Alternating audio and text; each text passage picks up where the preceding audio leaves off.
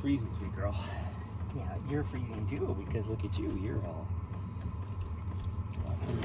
in your blankie. Are you still in your blankie? Are you still in your blankie? Oh goodness. Yeah, it's freezing. It is freezing. Okay, let's go try and do this. Because we got a lot of stuff to get done today.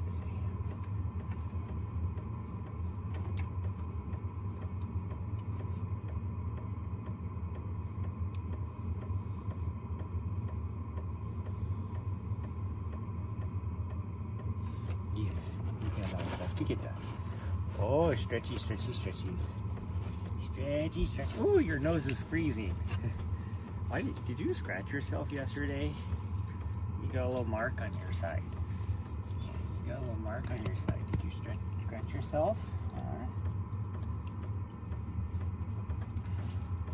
Did you scratch yourself?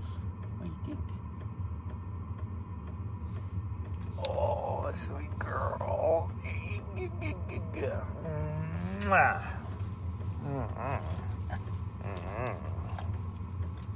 Oh, she's attacking me with kisses. Yes, attacking me with kisses. Gross.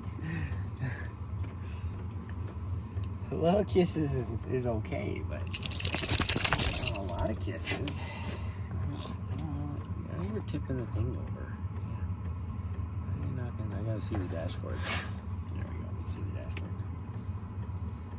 now. Oh, what am I gonna wear? It was so cold. Yeah. I don't have long pants, so we're gonna wear shorts. Because all my tights are dirty. Oh, thank you. Yeah. All my tights are dirty. Why is my...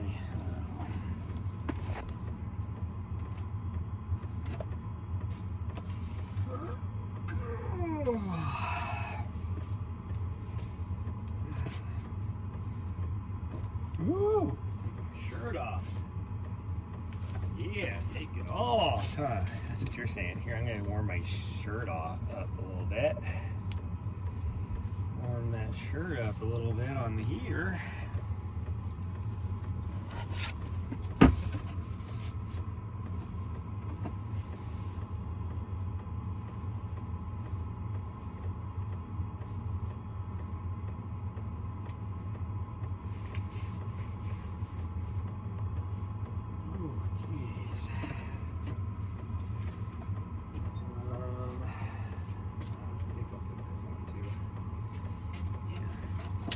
Might overheat once we get going because I don't know what that sun, how warm that sun is, but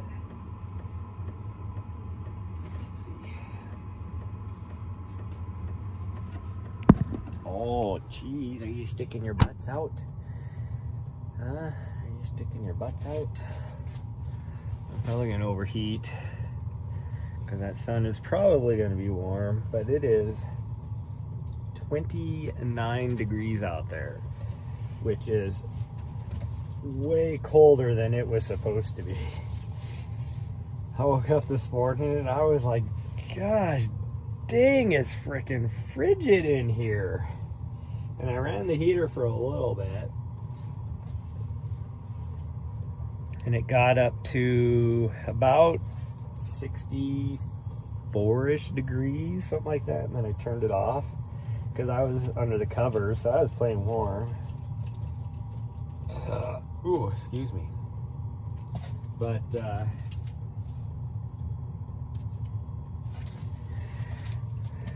when I started to get tried to get motivated to go for a run, oops, that's the wrong side. I started the heater again.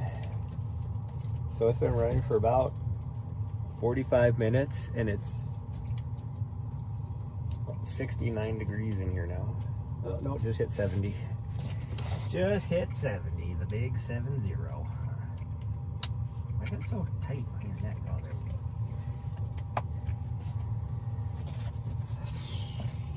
So yeah, there's that. Okay, I gotta put sockies on. Why are you trying to go out there?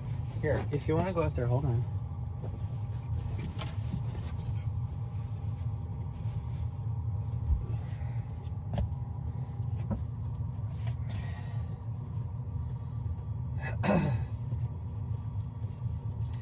But we're just gonna run the flats. Just gonna run the flats again. Just do our little 8 mile out and back, and then, because if it's this cold here, I know last night I said I don't care how cold it is, as long as it's not windy, we're going up on the mountain. Yeah, whatever. I don't know what it is now, but when we woke up this morning, there was 0 wind. It's freezing. And so I was like, I am not getting out of bed yet. Because if we were going to go hit the mountain, I would have had to leave about an hour ago.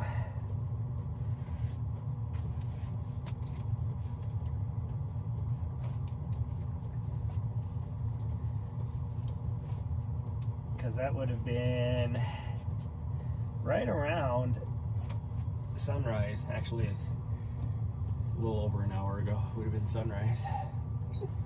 Yeah. I got dirt in my shoes. Dirt in the shoes.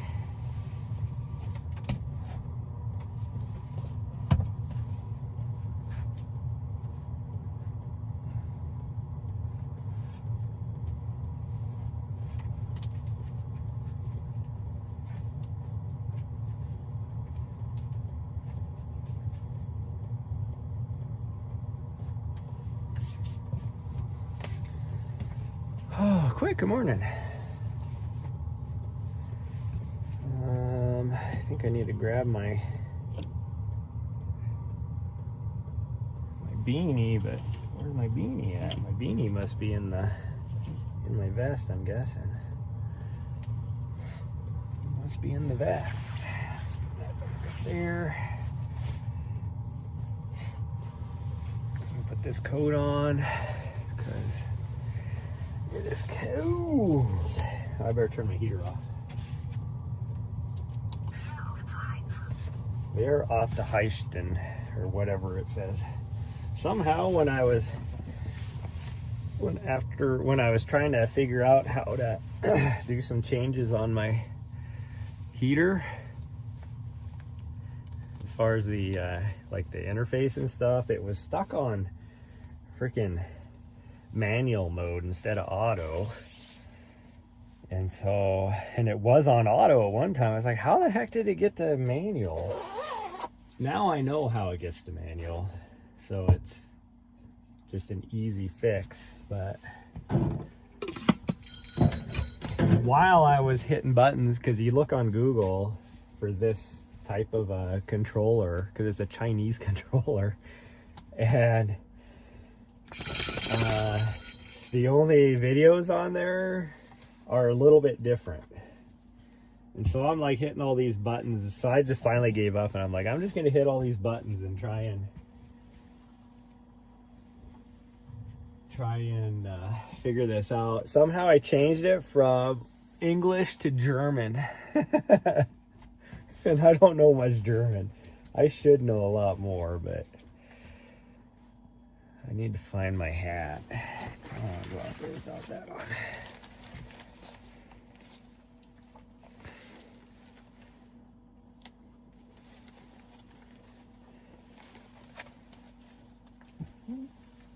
Oh, hold on.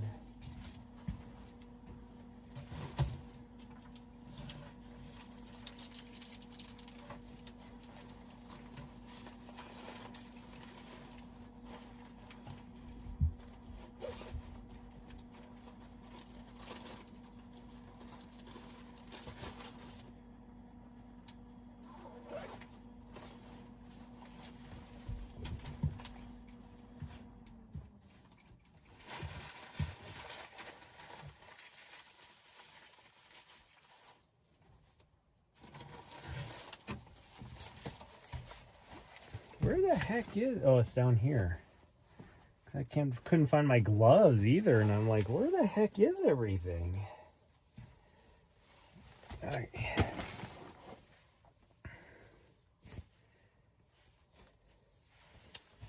Because it is freaking cold out there.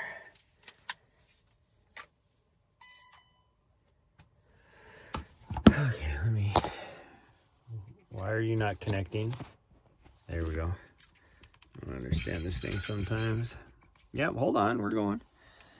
Let me open the door. Okay, go ahead. Leave the garbage alone. I gotta put that in the thing. Actually, I don't need to put it in the thing. It just can sit there because we're gonna be going to the grocery or to the gas station today, and I can just throw all that away. Okay, put that there. Let's put this stuff up here before I forget. Oh, thank you. I don't know what you just said, but thank you very much for doing it.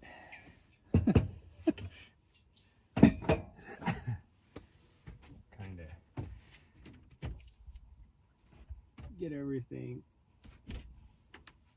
kind of ready for our trip. Don't want to get too far here because I will forget to do a lot of this.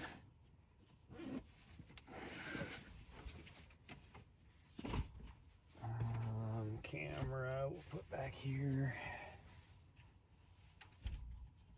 There we go. Just put that right there. Okay, I think we're good there.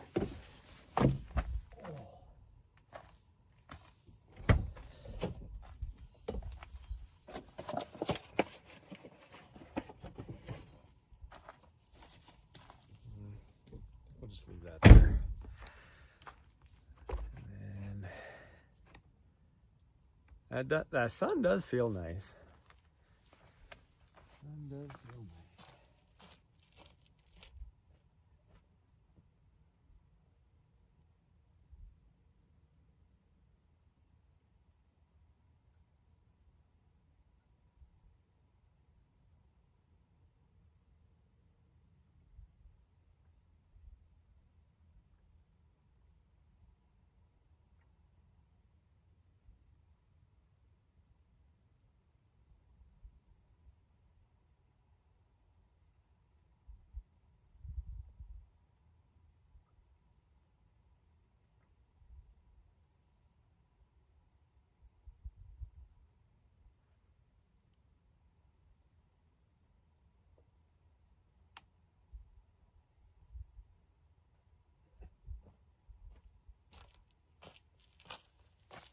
Oh, I need to turn one more thing off. There we go.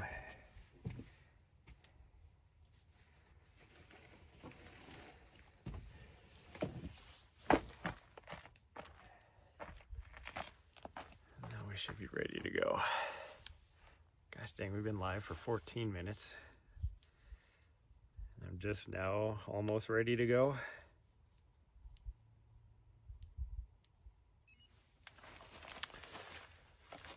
And of course, there's a little bit of a breeze now. Right when we get ready to go, there's nothing, and now all of a sudden,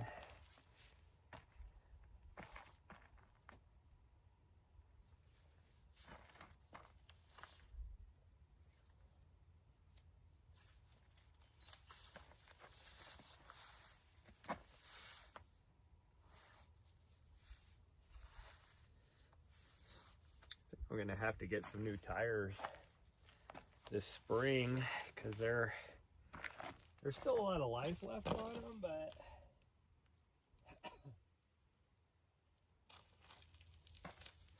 I don't know, I might be able to make it through the whole year, or through the summer anyways, we'll see.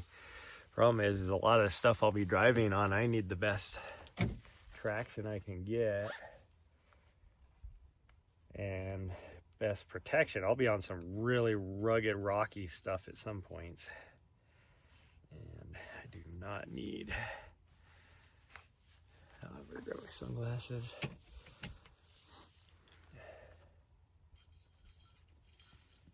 My eyes are so scratchy from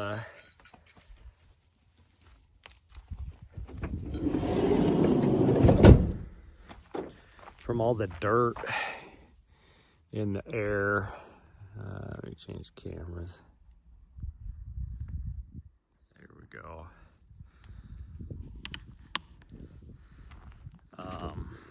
This morning, with it being so cold, like when we first woke up, you know, first thing I have to do is pee in the morning. And, well, both of us do. She waits for me to get up. She's pretty good about that. Every now and then she might tell me that she needs to go out before I'm ready to get out, but for the most part, she waits for me. But we came outside this morning and it smelled like you could smell the dirt, and it was like just cold. You know, right after a rain. Okay, well, our goal today, just knock out a quick 8 miles this morning, and then we're immediately gonna, well, I'll make something really quick to eat for lunch, but we're gonna get on the road.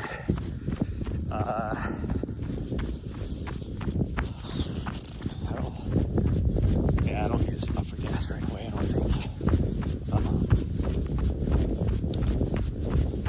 So I think what we'll do is possibly,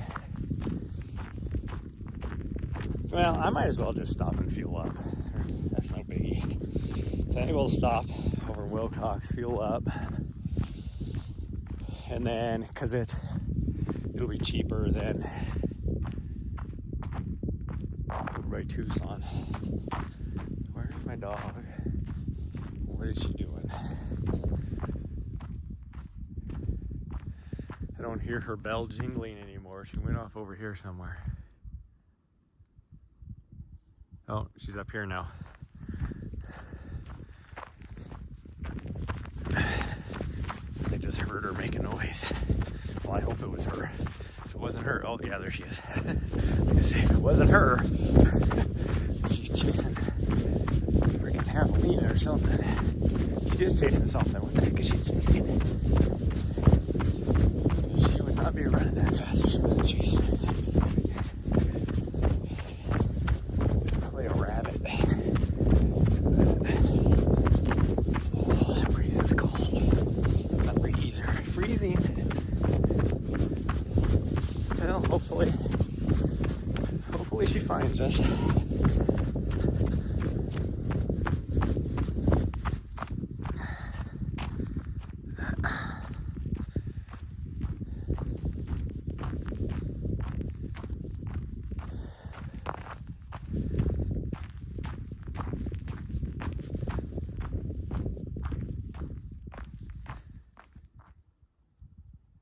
Nari, come. I don't hear her bell, so I have no idea where she's at. She was full sprint chasing something. So if I don't hear her bell, that means she got so far away that I can't hear her bell. Unless she's standing still. It's not a bigger animal because she'd be barking right now. So it's either a bird or a rabbit.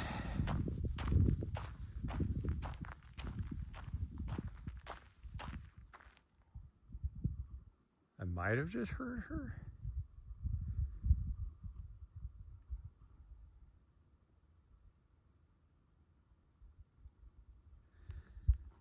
She is such a turd. Can't even get a quarter mile from the van. She's not going to be a fan of if we find our spot over at Madera, because every time we go somewhere, she's going to have to be on a leash.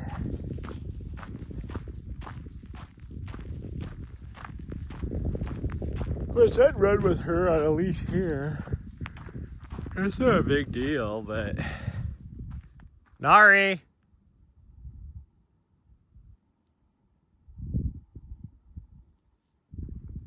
My guess is she went beast mode and she's way up there somewhere.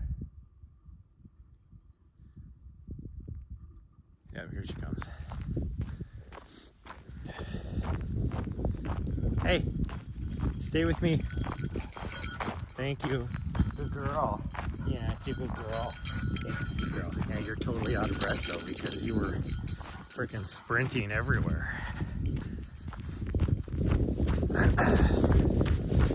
But if we get a good spot over Madeira, I can't even like let her just wander around the van. It's very high stressful. I either have to put her on the long lead, which then she can wander around a little bit, but she also likes to wrap herself around trees if I do that. And if I don't put her on the long lead, then she's wandering over to other people's campsites or chasing deer, or she has not had an altercation with a quad yet. Luckily, whenever we've seen them, we were driving, so she hasn't been able to see one yet. Or turkey. There's a lot of turkey in that area. She is a bird dog.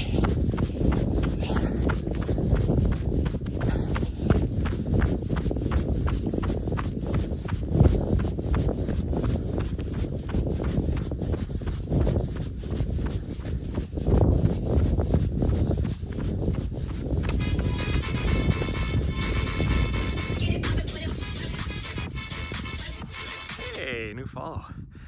I need to turn my volume up because I barely heard that. Flacky? Flacky, thank you for the follow. Let me knock out some push-ups here. If I can find a spot that doesn't have a lot of pokies in it, this should be okay. My dog has left me.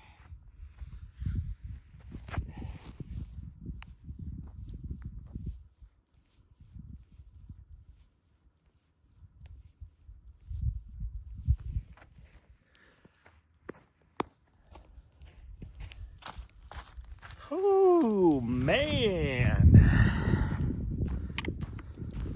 Ooh, I just tried to pinch my hand in the tripod foot, or whatever you want to call it, on my gimbal.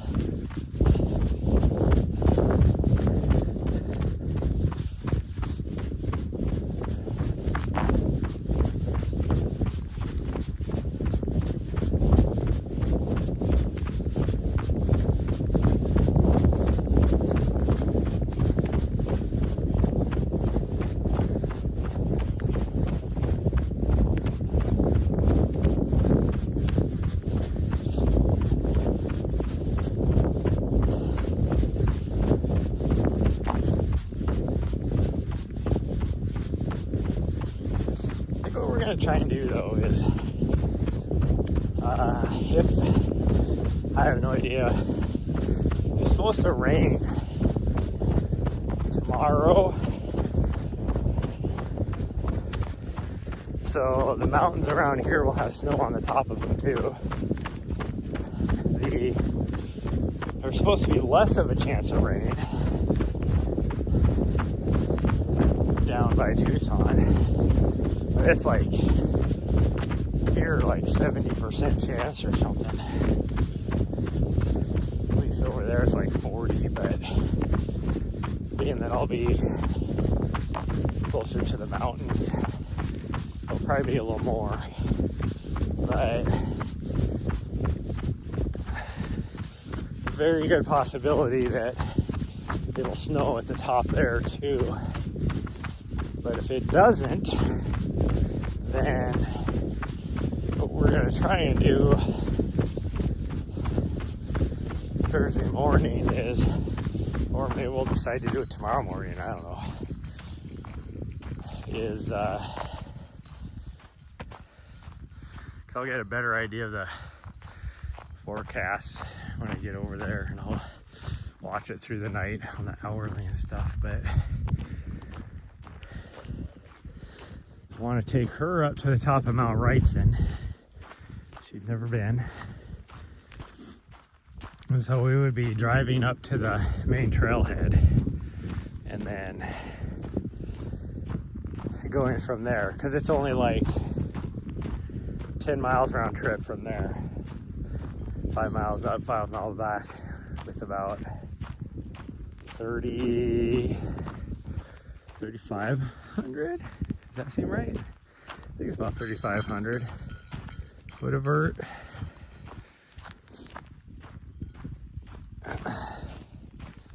But we could also do the long loop over to Josephine Peak too. And that would get us a little bit extra mileage. I would do that. I don't know. Probably on the way down. It's kind of like, it's hit or miss if you want to do it up or down. The shorter way, you know, that's the way everybody takes up to Mount Wrightson. It's so steep and switchbacky in a couple sections. I mean, the whole thing is pretty steep, but it's really steep and switchbacky when you go up the face, up to the saddle to the north of Mount Wrightson. It's like a steep face. You have to go up. But the other way is more runnable. So, do I want to run up or do I want to run down? I'm thinking, because I'm going to have her on the leash, I would rather go down that way. If I'm going down the really super steep way, chances are she'll probably pull me off my feet. But let's see. Last time I went up there, I was with my old dog, Nessa, and I put her on the leash on the way up. But after, she was really good after a few miles. She wouldn't really wander after she got that first initial, you know, bit of energy out. And so I was able to keep her off the leash just because it's safer for both of us. If she was on the leash, she would try and pull as well. So.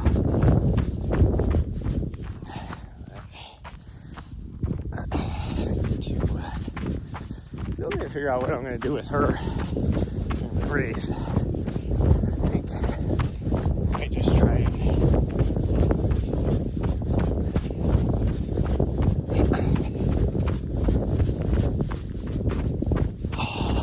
Sucks because if I drop her off with my mom's friend, then it's like I have to it's an extra 3 hours of driving.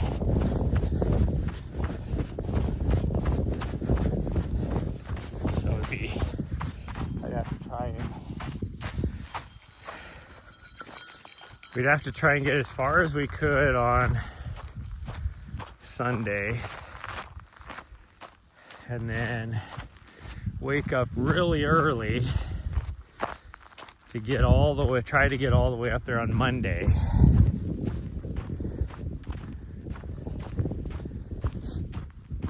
Because I need to be back to like Thursday afternoon, I need to be in Vegas. So I would want to leave probably Wednesday and still somehow get a little bit of a run in too throughout the week. I don't know. I don't know how I would do it. Like, I could drop her off probably on Tuesday, I guess. And then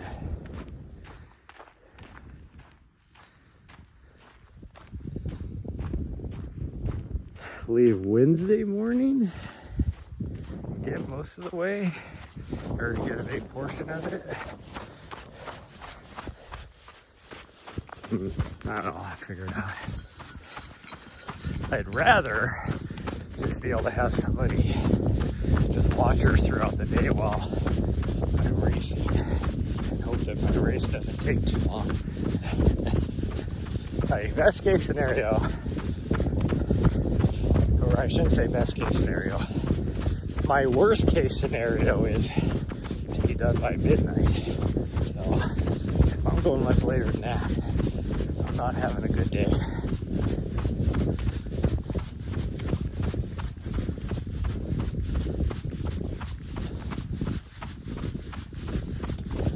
Thought about getting me a hotel room, but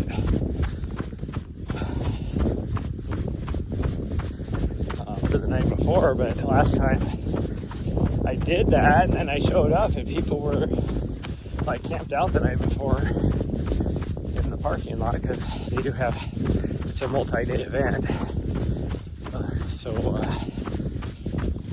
like camping and stuff is authorized. Like, in fact, they have tents set up in one area for people that are doing the 48-hour. I think they even, no, they don't have anything more than 48 hour, I don't think.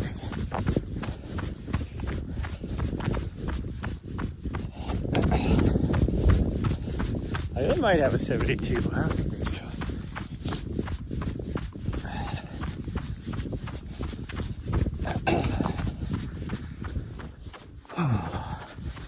I just know last year I was like, oh, why did I spend $160 for a hotel room when I could have just stayed right here?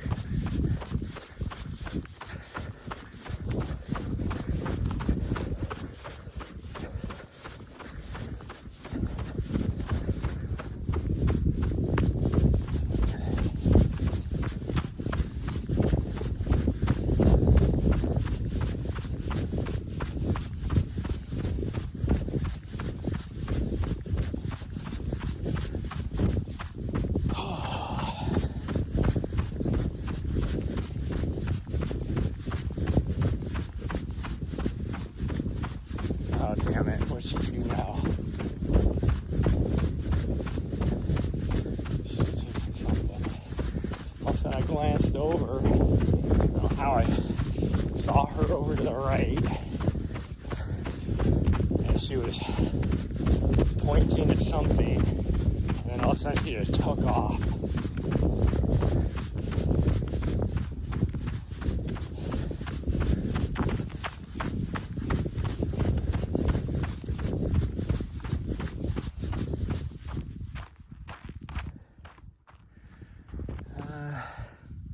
She's over there somewhere. I can hear the bell. So we might catch her on our road. Oh, she's coming this way. Yeah, there she is.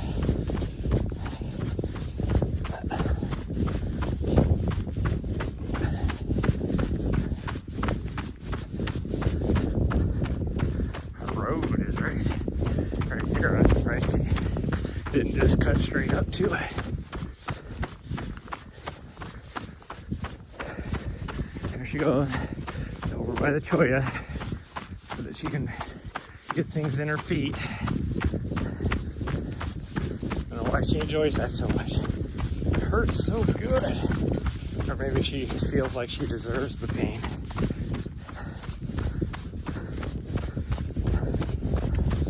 I'm not good enough. I deserve to have my feet stabbed by Toya.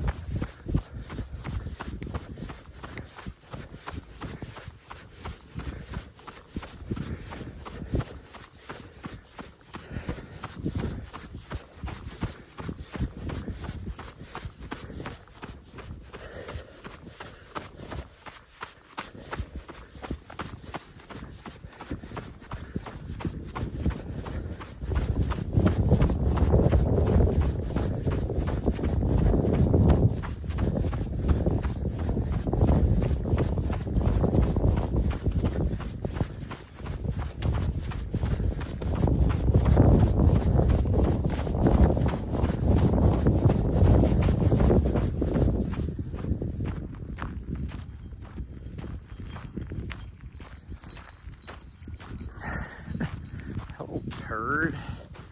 I like have a good rhythm going, and I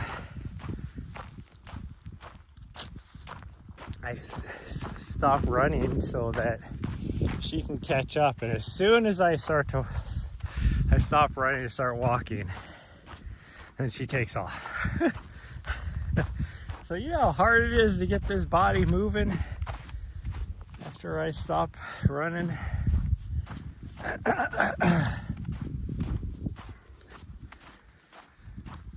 Oh, not that I was doing a fast pace or anything. It was just I'm not one of those people that can just go stop and go, stop and go, stop and go. That's why I hate like city running on city streets. Even in Helena, if I'm doing like a route, I don't know if you noticed, but most of my routes at the most have like but my 9-mile route has, but extra, like my 10K route has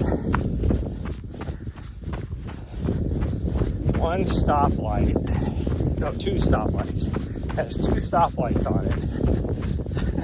Well, 3, I guess, because you hit the first one twice. Well, no, you don't even hit the first one twice.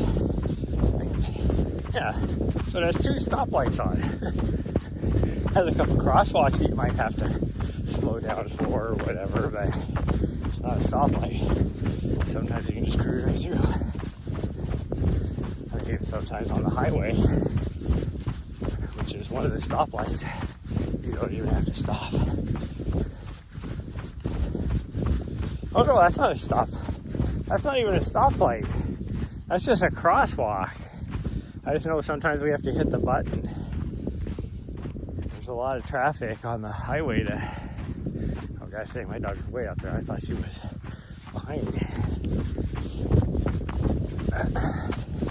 So really there's only one stoplight on that whole route.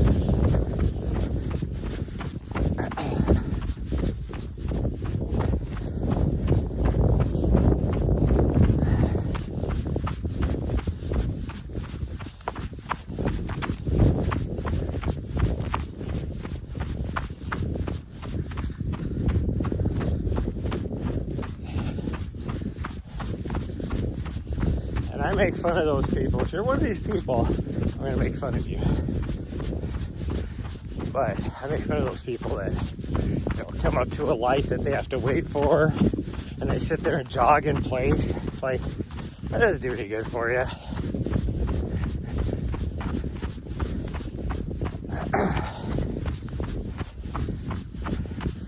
If you're thinking that, oh, it's keeping my heart rate up or whatever, well, chances are it's not. Jogging in place.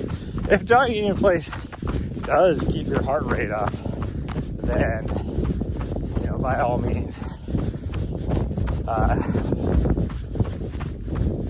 do it. But it also means your fitness isn't the best, and you'd be just as good just walking anyways. Just saying. But if it makes you feel better, you know, go for it. I'm just gonna make fun of you. When I was running with the group in Seattle all the time, you know, there'd, depending on when I was running, every now and then you'd have a pretty decent group running with you. And you'd always have like 1 or 2 people whenever we came to a light that would just sit there and be jogging in place or running around in circles or whatever. And it's like all the rest of us are just standing there waiting for the light to change.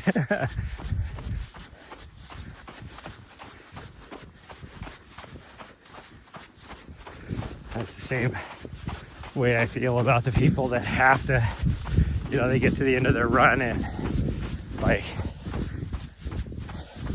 3.97 miles and they run a little bit extra to make sure they get that 4.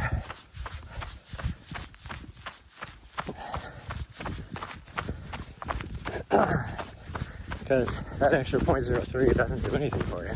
So what does it matter?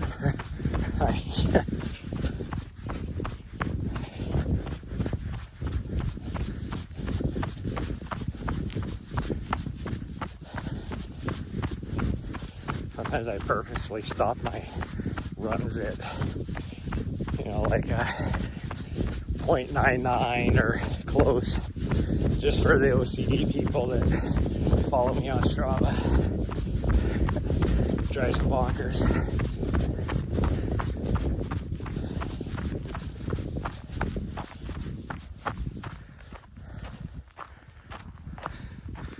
Oh man. Feels like we should be way further than we are. That hill just got me. It doesn't bode well for me when we go to turn around and everything is uphill.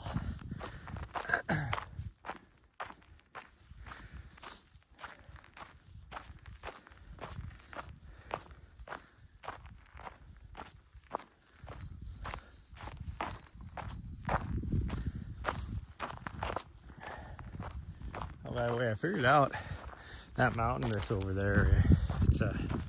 It's another little wilderness area. I was looking at the map this morning, and I didn't know that the area, the mountain range, there's this really big, like this super rocky area along the interstate. And you look at those mountains, and they're not necessarily anything impressive, but they're super rugged and look really cool. That's another wilderness area as well. There's a lot of trails in that little area, so I was like thinking today, I was like, maybe we should do that, like for the night go there, and there's area, there's Forest Service and BLM around there too, mostly State Land Trust, which is hit or miss if you can stay on there. I don't think technically I can, because I'm not an Arizona resident, at least that's how it would be in Montana.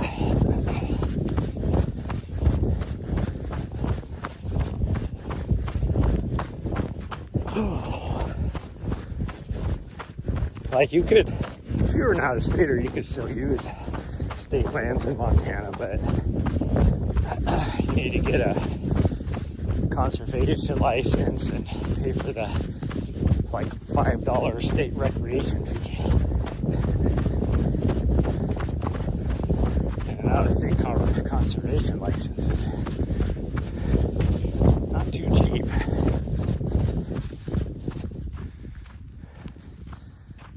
Oh, there she is. I'm like, where is she?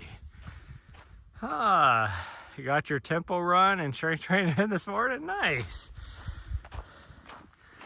I was hoping to do a little more of an actual tempo run this morning, but the last 2 weeks of super high volume is starting to wear on me. So we're just gonna keep it around, I don't know, between 9 and 9:30 minute miles. Hope for the best. If I'm gonna do tempo, I'd be done around 7:45, 7:30, 7:45. Just not feeling it. It's kind of one of those. What was I? Oh, I was watching thing with Javale. They're on like the last 4 days of this Chipotle challenge. And he was saying that he's looking forward to it being done. That's how I am about this training block.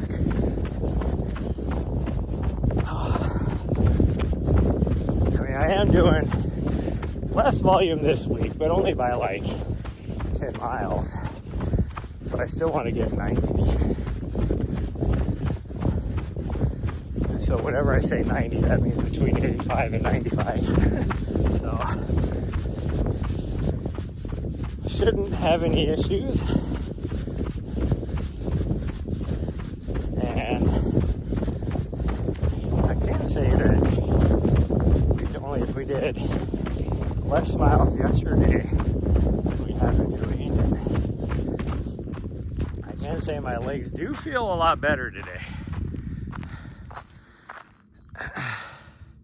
Went back outside. I was diagnosed with, holy cow, dude. Set for around 8:20 or so for tempo. Nice. That's a good speed.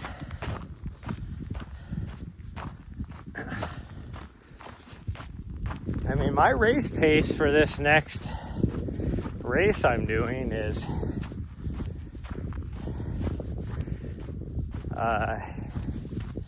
well, my actual to meet my A goal, my race pace is 8-minute miles.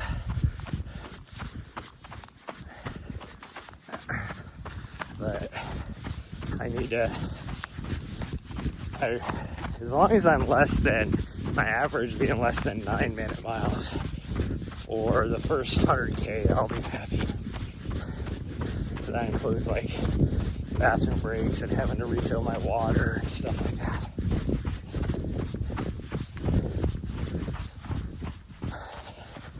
And the nice thing is I don't have to carry anything. I will carry like a little water bottle with me every lap because I'm out there. Every lap will be about 12 minutes, I guess.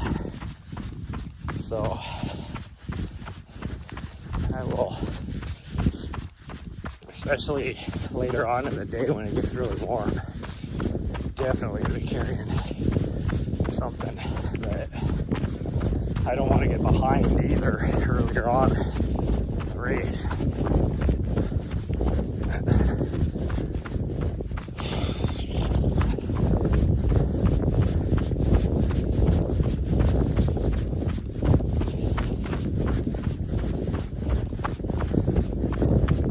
I'd like to set a 50K PR and a 100K PR, so we'll see. PR might be pushing it, but 100K PR, as long as I stay on my pace, I should be good.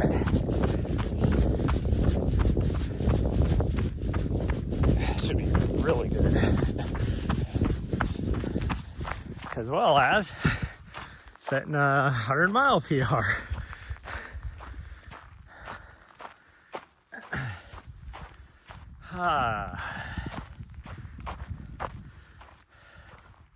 So ski tie mittens, yeah.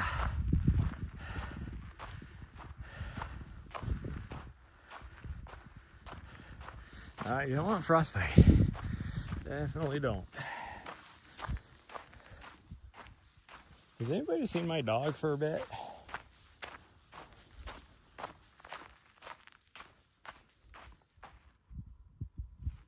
I think I hear her up there.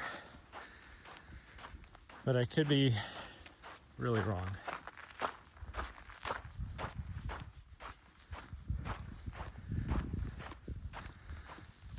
I just don't want to, now that we're coming down off this hill, she's behind me. I don't want to go ripping down here because if she can't find me, who knows what direction she'll go. Oh, there she is. Okay, she's ahead of me. I thought I heard her up there.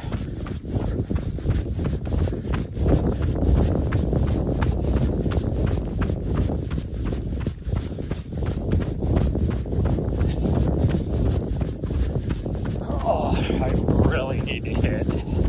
Well, I would be fine. We could do it tomorrow, I guess, or whenever, but not tomorrow. Whenever we leave to go to Black Canyon, we could do it. But I need to hit the grocery store, something fierce. I am low on everything. Because the grocery store that we hit last weekend, or over a weekend ago now, a week and a half ago, I guess, they didn't have a huge selection of things, so we didn't fill up our food reserves. We just filled them up enough to make it through the week. And now, I am like super low. Again, I could still make it until either Wednesday or Thursday.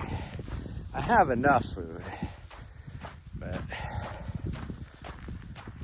I was hoping to be able to make it to the end of the month because I don't have a lot of cash in my account.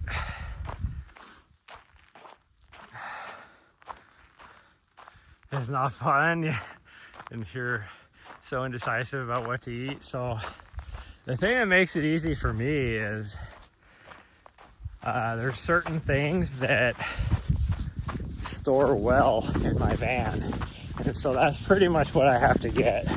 So I don't have a lot of decisions to make. It's I need to get this, and this.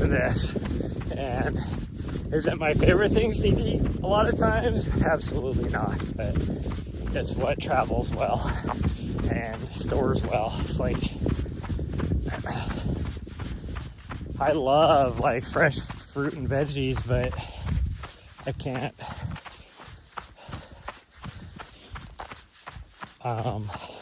depending on how full my fridge is with other things, I don't have a place to put it. Like, I'd love to have a salad every night with my dinner, but I don't have that big of a fridge to be able to have salad stuff.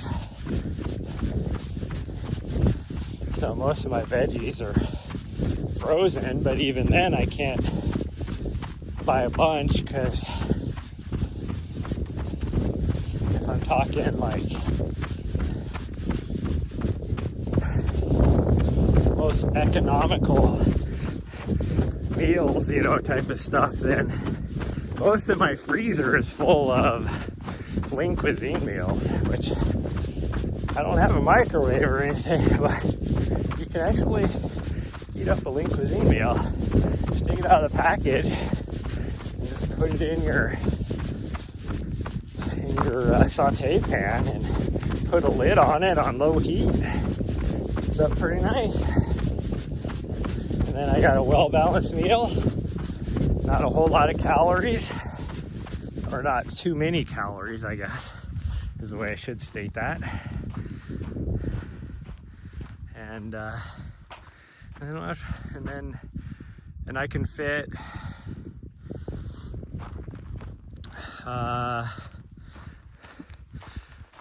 I could fit like 14, 15 of those in the freezer and still have room for stuff like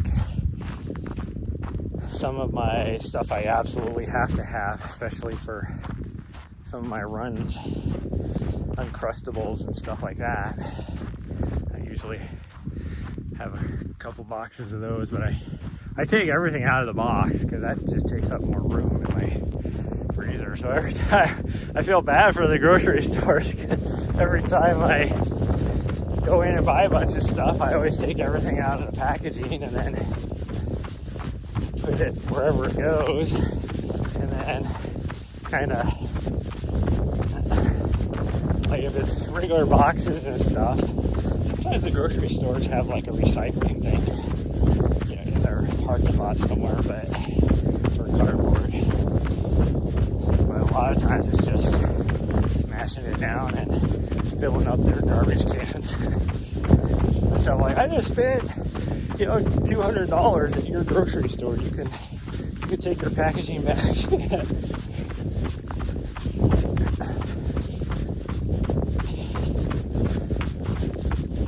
But I'm like out of everything. Like there was a lot of things that I was low on when I left Montana. And I didn't have enough room to like buy new stuff and have the old, like the stuff that wasn't quite out yet.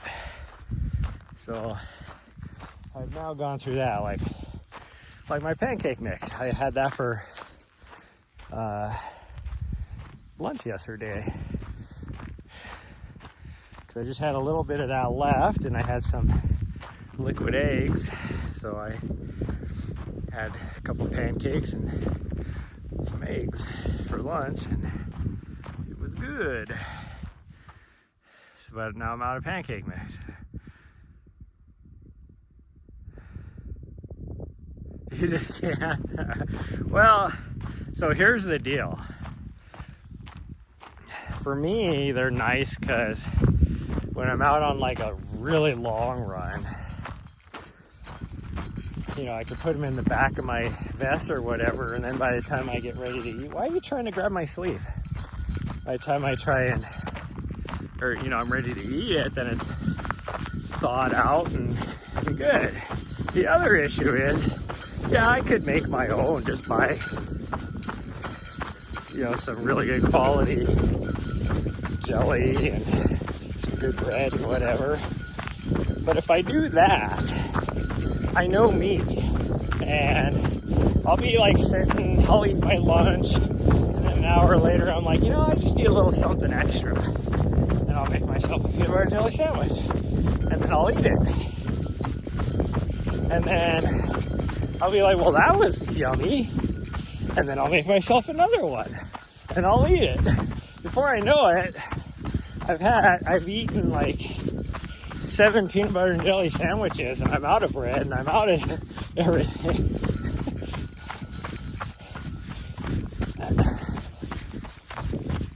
So it works best for me to buy the Uncrustable.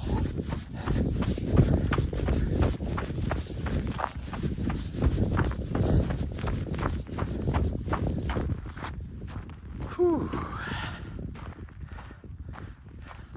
That's like one of the main reasons why I like Lean Cuisines too, because yeah, I could probably make something fresh for cheaper. But the problem is if I was to do that, I would be like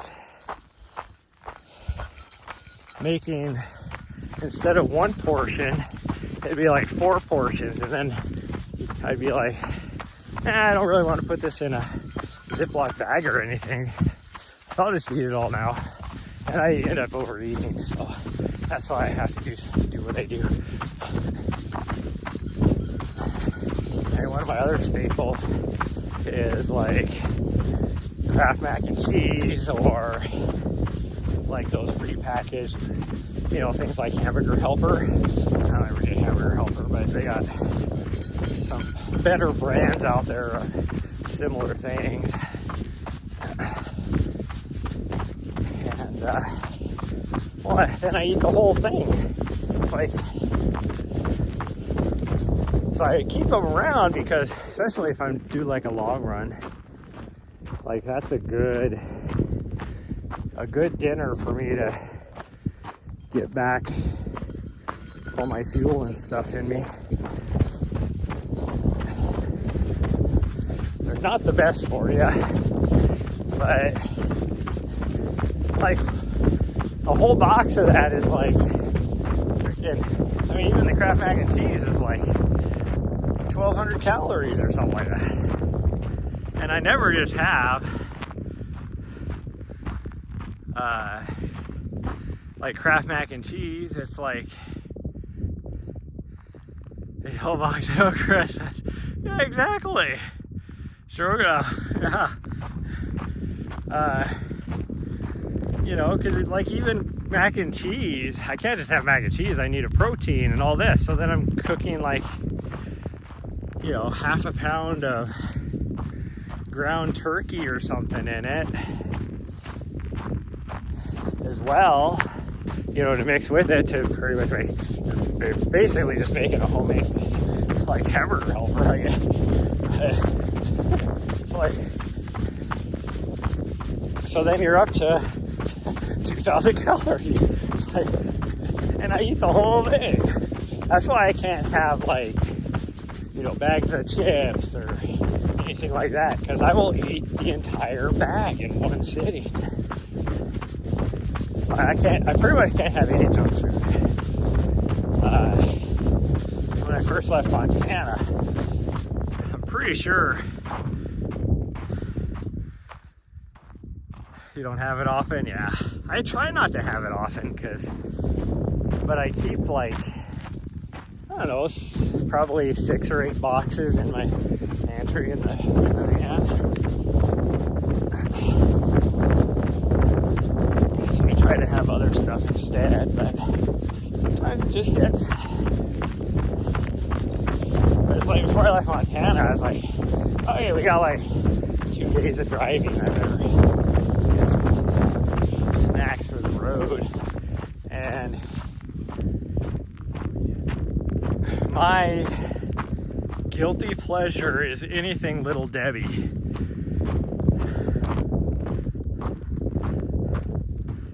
Just everything. Exactly. But even my ex-wife used to always say that the only woman I would cheat on her with is Little Debbie. She was my mistress. But so, and I was looking for snacks and stuff. I was like, oh, it'd be nice to have like, you know, a couple things. Well, I mean, yeah, you can go to like gas station or truck stop or, you know, Little Debbie's, or you can go to the grocery store and buy 2 or 3 boxes for the same price. So what did I do? I bought like, and then I can't decide what one I want, so you're buying like pies and Swiss rolls and cosmic brownies and you know, all that. Well then, yeah, that was good for the travel.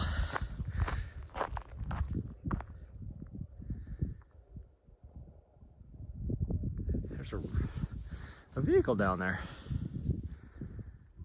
I don't know where. I definitely hear it though. Oh, I can see it. I think it's down on the main road. Anyways, and that was fine for the 2-day drive, because I would only have like, you know, 1 or 2 things in the morning or throughout the day even. And we decided to stay up on the North Plateau for like 3 days or whatever it happened to be, because I didn't need to be anywhere yet.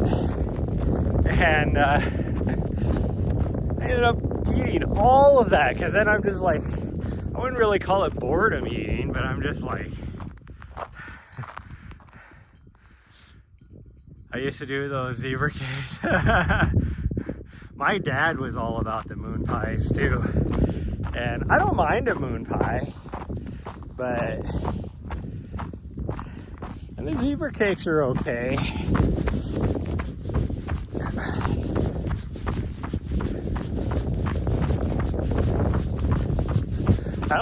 I don't think I could ever get a whole box of moon pies though. Those would be way too much.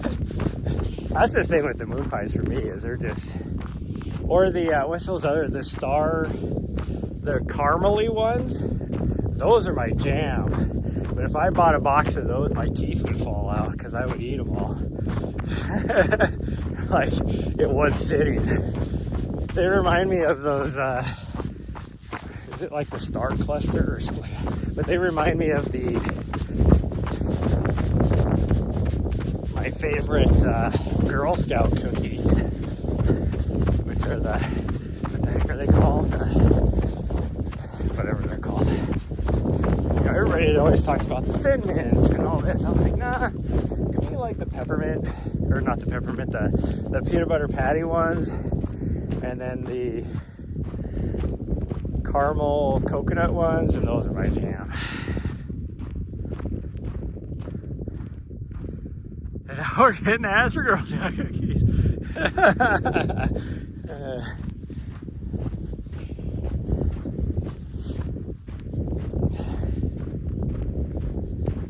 Now we just hit our turnaround point, but I'll let her play around, maybe see if she needs a drink.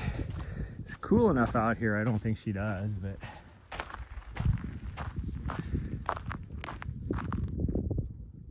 it sounds like freaking, it almost sounds like they're doing some sort of road construction up here, so maybe it's not on the main road. It might be like a road grader on the gravel road or something. Nari, you need a drink? Nari, you need a drink? Here, I'll pick it up for you. There you go. Go ahead. Go ahead, go get a drink. Samoas, yeah, that's it. You don't need a drink? I guess she says she doesn't need a drink. Okay. Well, you don't have to. Just thought you might want one. You haven't drank anything since you woke up. Okay, we'll come back over here on this side then. Here, I'll pick it up for you. And now you're leaving me and you're going your own way. Okay, fine. Be that way then. I was gonna let you out over here, but so nope. I can do it myself. I can do it myself. Okay, well, let's let her wander around a little bit and then we will. No, we're not going that way. Oh, what's she doing?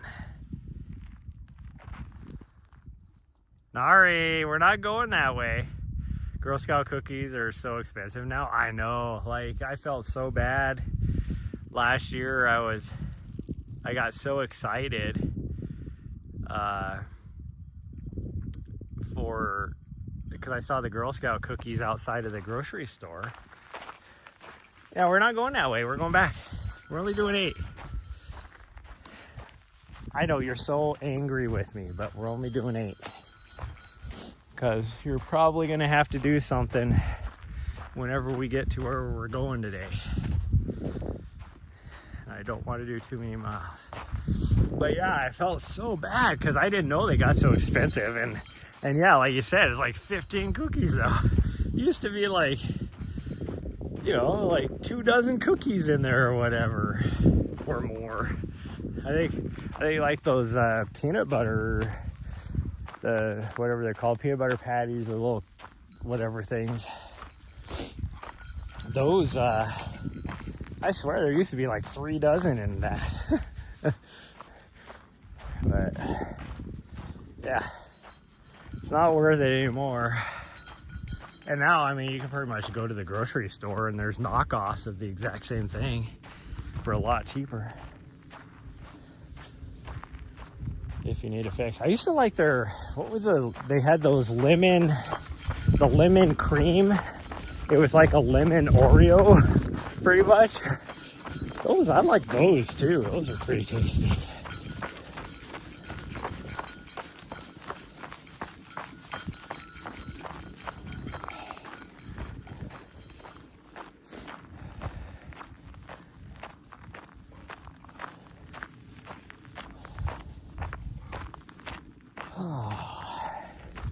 She does not want to go back. She keeps trying to grab my sleeve and pull me the other direction. Will you stop? What are you doing? Huh?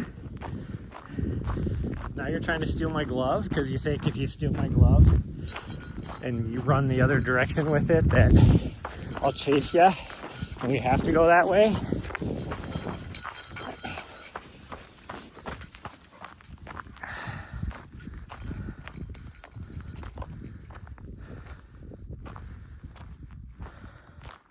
Really?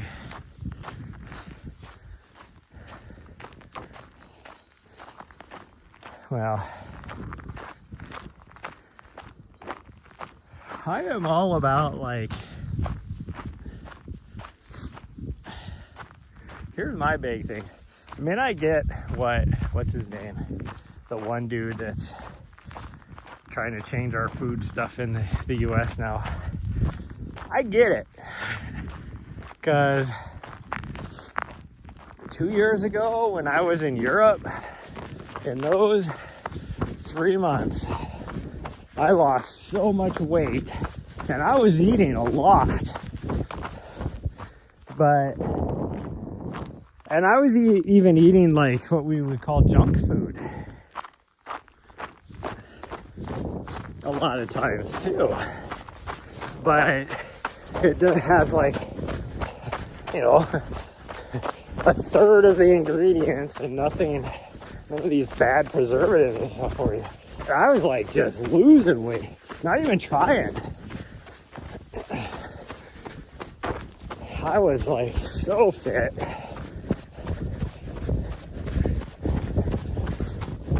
Like over there, her pants again. But by the time I got done, I didn't have a belt with me. And by the time I left there, I could barely keep my pants up. I almost lost them running in an airport trying to make my connecting flight because I had to go through customs. I don't remember where I was at. I think it's when I was leaving Amsterdam, because I think I went from Vienna to Amsterdam, and it was like having to run to be able to get through and then get through customs in time in order to make my connecting flight. Plug my phone in all of a sudden. I don't know what that's about. Should have easily been able to make it this long.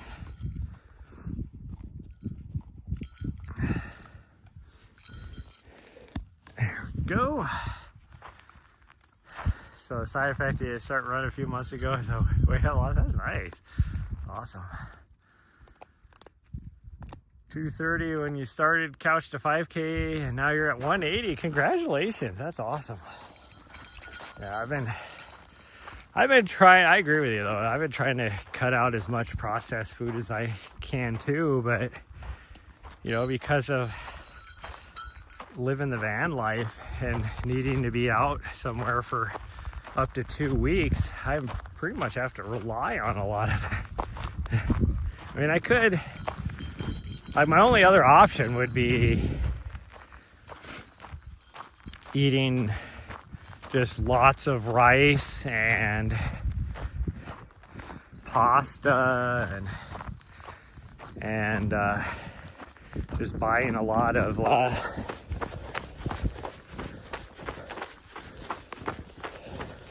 acetylene cuisines and I guess frozen veggies. I don't know if I'd have enough room in my freezer. There's no way I could do it. But, maybe that's what I should do.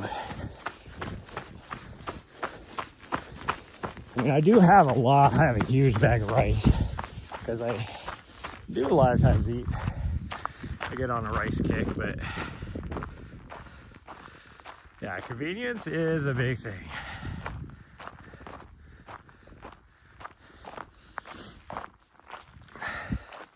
The hard part, and here's the thing, I would love to just like buy, you know, those big frozen bags of like chicken breasts or whatever, because then it'd be real easy for me to just take one out every now and then or you know, every day for dinner, take it out in the morning, so it's pretty well thought out. but I would have to like, you can't do white rice all the time. Yeah, but I'd have to you know, like chop it up, cut it up, and it's the same thing with like steak or stuff like that. But I'd have to like, what are you chewing on? Oh, you found a feather. You can have your feather, I don't care. It just looked like you were chewing on a freaking choya. I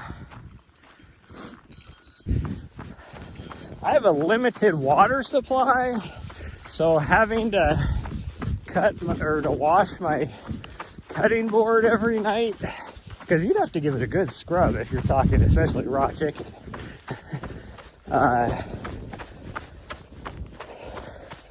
That's my issue. And yeah, you can buy like pre-cut up stuff, but I don't have money for that. Now you're talking expensive. I couldn't believe, because I was actually just going to buy some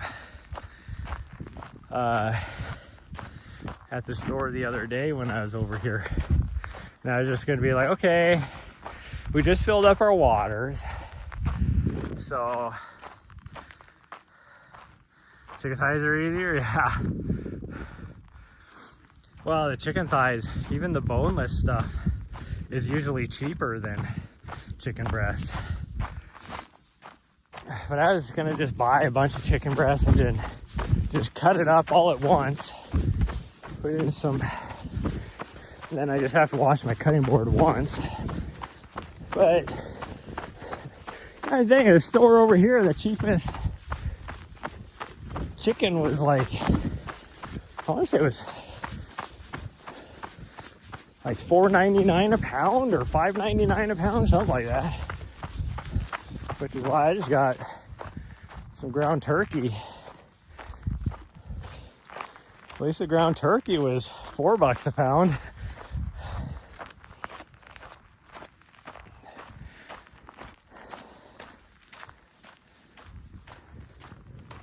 Oh man. Yeah, made fun of chicken off the, or for trimming off the fat. It's all good.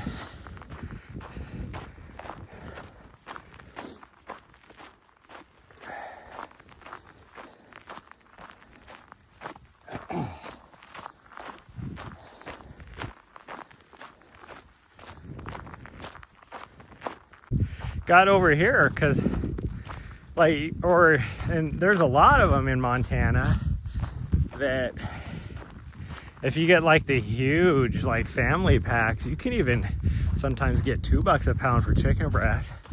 But I've never seen chicken thighs over like $1.50 a pound up there. I mean, the boneless stuff are a little bit more expensive, but sometimes they're even on sale a lot of times for super cheap, like around that $1.50 a pound price.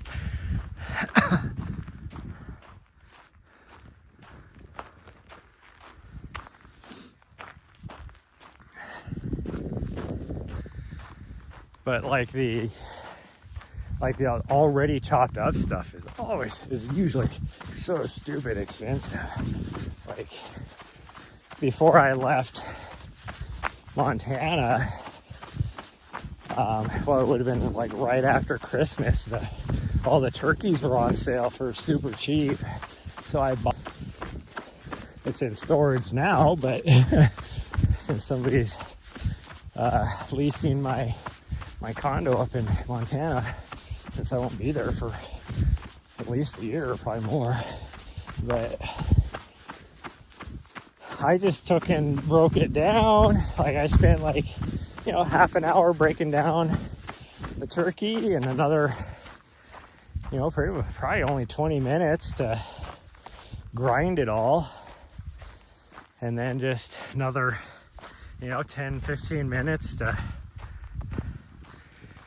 portion it out. And that's what the first 2 weeks I was here, pretty much. I was even longer than that because I was eating other things in between too, but it was quite a while. I saw my dog sprint off to the left, and I know this goes off to the right, so I don't want to go too far. But knowing her, she'll go way off straight and then somehow wrap all the way around. Oh no, but here she comes.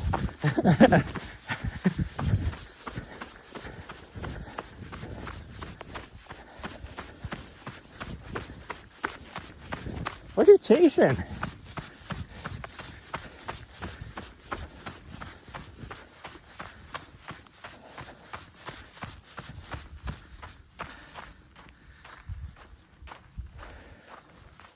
What was that? That was the 3 mile out mark. So we got a 5K to go.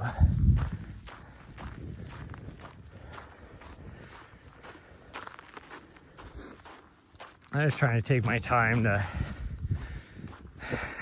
because she's going to be stuck in the van for a good, well, we got a 2.5 hour drive, and then I have to at least stop at Walgreens, which is on the way, and then all that. So, and then probably as soon as we get there, I'm going to fill up my waters just in case we can't find a campsite.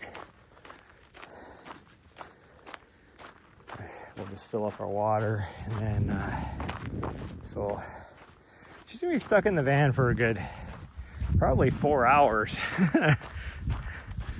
So I'll let her do all the exploring that she wants.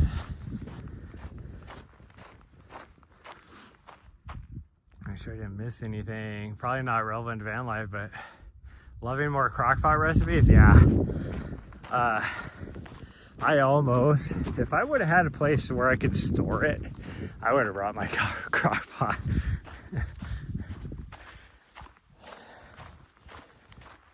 I wouldn't be able to use it very much because I'm limited on power, but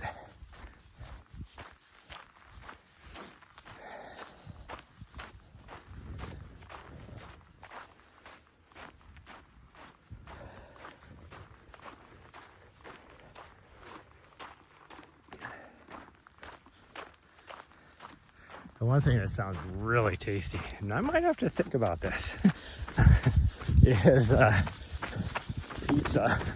For whatever reason, I have just been jonesing for pizza. And pizza is by far my favorite food. Doesn't matter what kind of pizza.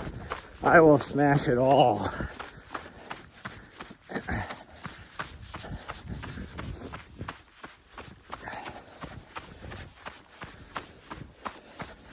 So maybe I'll have to see if I can buy a pizza on our way into the campsite.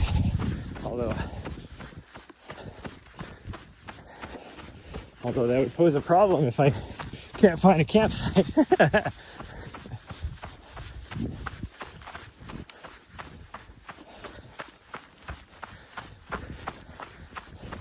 Last night I made popcorn for the first time in, oh geez, probably like 2 months.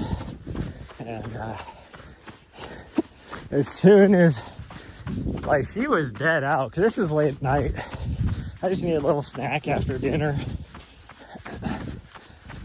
And so I was rifling through my pantry and I was like, oh look, I have some popcorn. So I was like, oh, I made popcorn. And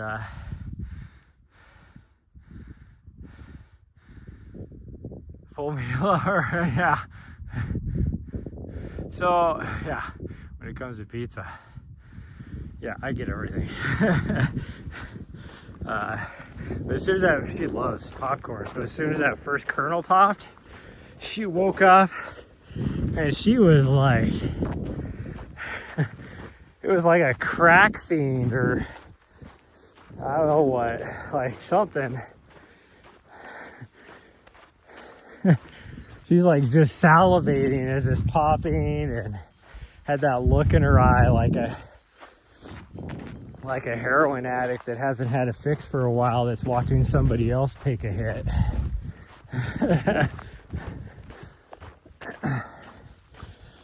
Yeah, that's my problem with pizza as well, because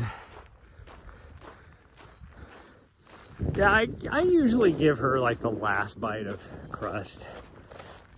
My old dog Nessa, she would drool because I gave her the crust just to save calories. And it was like, I mean, she was running, you know, 20 miles with me every day, so it's not like I had to worry about her getting fat or anything. But she would just sit there and drool. And Vizslas aren't known for drooling. But yeah, whenever, like in Montana, like my go-to is always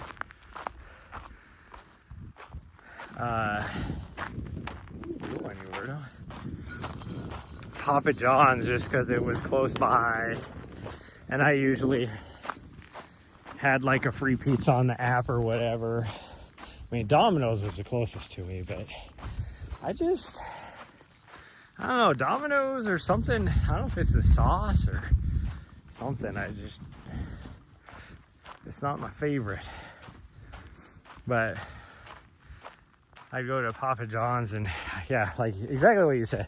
The issue I would have with Papa John's is I couldn't decide what kind of pizza I'd want, so I would get 2 pizzas, side of the wings, the garlic breadsticks or whatever. They're not breadsticks, garlic bread or whatever it is. Cheese sticks, that's it, the cheese sticks. And usually a couple other things too. And then proceed to eat, if not all of it, definitely most of it. When I was in DC, so many options in India, yeah. When I was in DC, there was a pizza place literally a block away. Oh, that place was so good. But it was the same type of thing. And then because it's more like artisanal, it's also pricey. So you get like a medium pizza with like, you know, 16, 17 bucks. But they were so good. And so I'd end up buying like 2 of those, and then they had, you know, different sides as well. And I'd get that, and it's like, oh, that stuff was so good. Whenever I go back to DC, because I usually stealth camp in right around where I used to live, and I always go there to get dinner.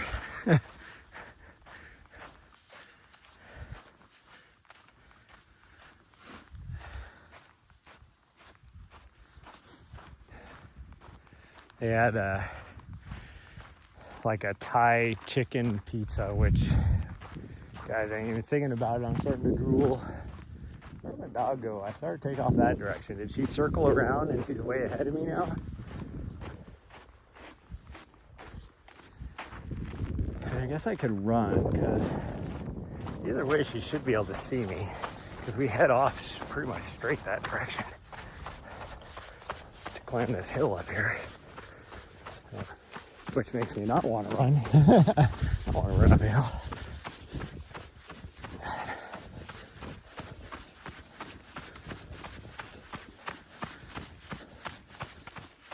I mean, really the closest pizza place to where I lived in Montana was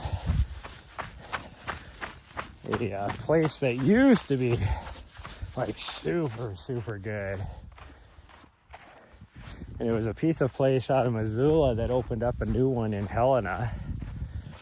And, oh, she is up here, okay.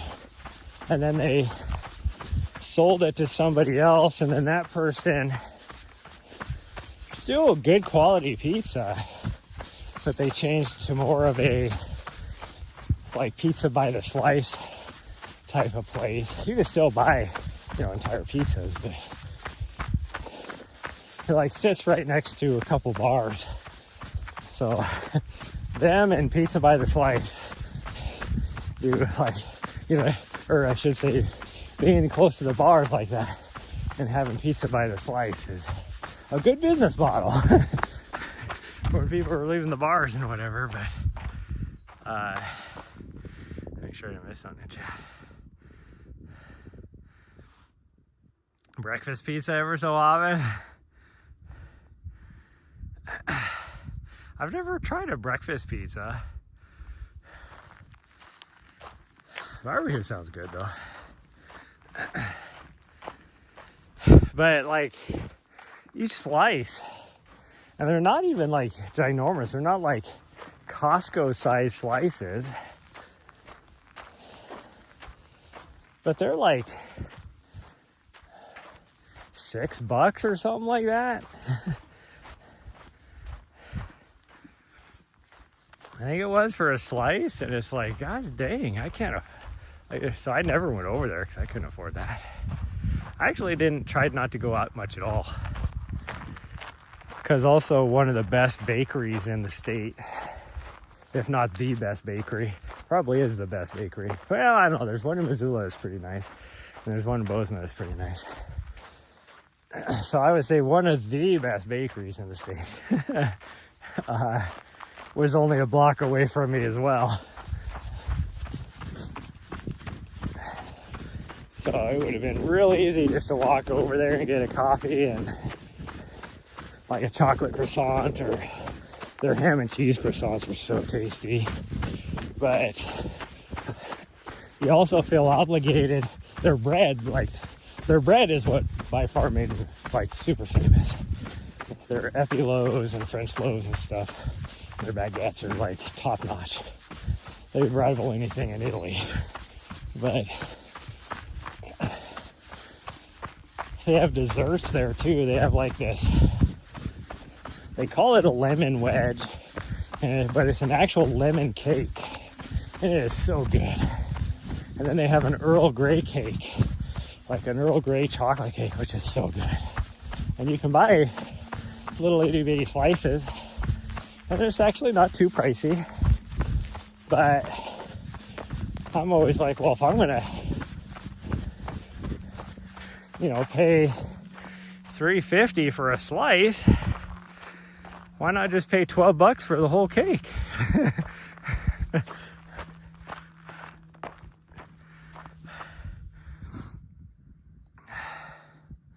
Biscuit crust, haze, gravy, sausage, bacon. That does sound really good.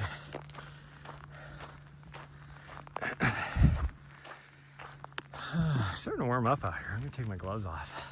I can probably take my hat off, but my ears might. When I run, there's still a breeze. My ears will probably get cold. We might try it. Might try it.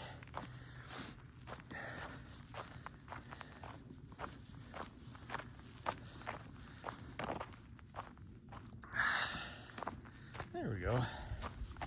That's a little better. Kind of starting to overheat. My sun is starting to warm it up out here. I mean, it's still not going to get too warm. Like even yesterday when I was like talking about how hot it was getting, and it was like, it's not even supposed to be that warm today. Yeah, it wasn't. And it didn't get above, I think the high yesterday was 56. And I think today is supposed to be about the same, which, yeah, when you're talking like Indiana temperatures, that's warm, I know. But for down here, I looked the other day because I was trying to figure out how cold roughly it was going to be.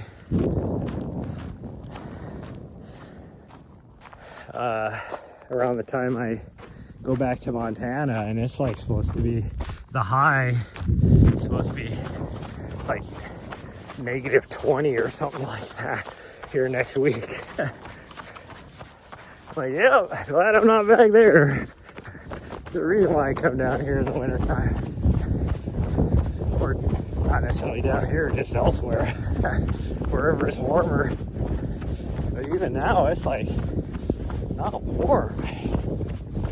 Even for this time of year, This is one of the coldest, like, winters that Phoenix has had in years.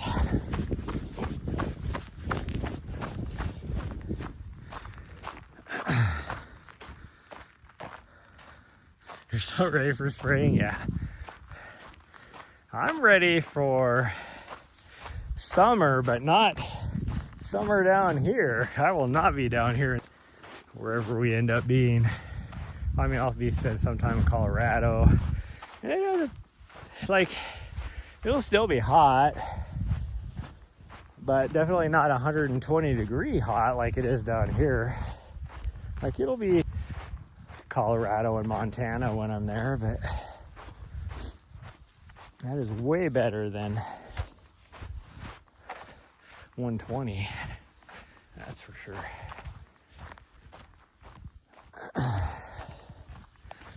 I do need to start figuring out, though, shirtless running weather here. Well, even in Montana, you would never see me running in 40 degree, 50 degree heat with no shirt on. Like 60 degree heat, I would still have a shirt on. And we do have people that are like, oh, it's 10 degrees out and the sun's shining, so it feels a lot warmer. So I'm just gonna be out in just my shorty shorts and a light t-shirt. Like, they won't be shirtless when it's 10 degrees out, but they'll just have a light t-shirt on. Me, I'm like bundling up, like right now. Well, I mean, it was 29 when we left. But I have 3 layers on right now, and I'm comfortable. I am one of those that I would rather be too warm than too cold. Because if I get cold, then I start tensing up, and like I could barely run, you know, because I'm shivering or whatever. Ouch. Where if I'm too warm, I'm just sweating. What do you freaking do? Like, I could sweat. At least I'm more comfortable.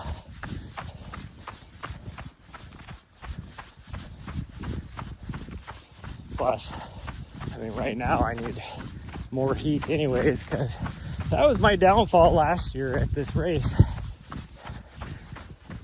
Is I went from training in Montana when it was, you know, single digits, all that, to straight down to race when it was mid-70s, and I died. I completely died. Severe cramping and electrolyte imbalance was all out of whack because I was sweating more. It just was not good.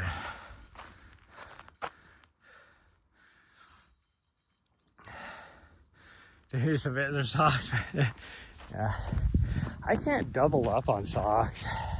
But my feet usually, especially if I'm running, if I'm standing still, my feet will freeze. Like, even in like this super, like, what we called our Mickey Mouse boots, which are like Arctic boots in the military with really super thick wool socks on, my feet will freeze in like 10 degree weather. But if I'm moving, I can wear a light pair of socks and my feet are fine.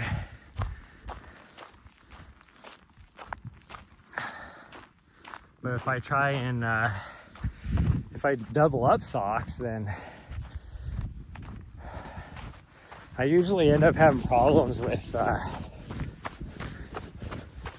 blisters, which is weird, but somehow I do.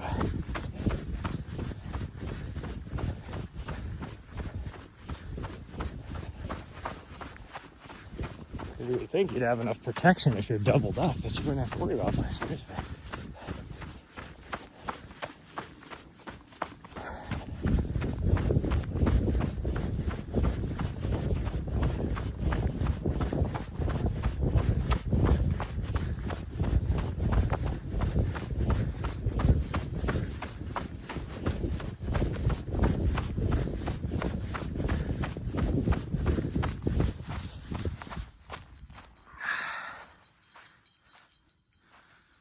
Can't say you've had blisters yet? Yeah.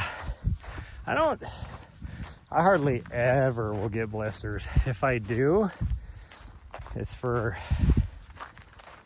a very specific, like the first pair of the Brooks Hyperion Elite marathon shoes, carbon fiber plate shoes. They had this collar on the inside of the ankle, whatever you'd call it, and I would get a blister from it. And I wasn't the only one. There was lots of people. It was just the way it fit my foot.